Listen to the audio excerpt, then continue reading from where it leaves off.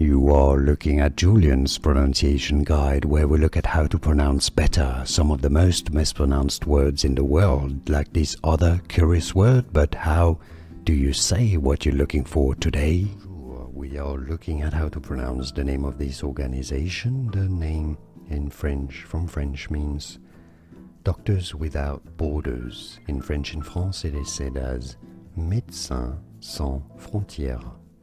Médecins Sans Frontières. All the S's at the end of the words are silent, so do not worry about them. Médecins Sans Frontières is how you say it. And now you know.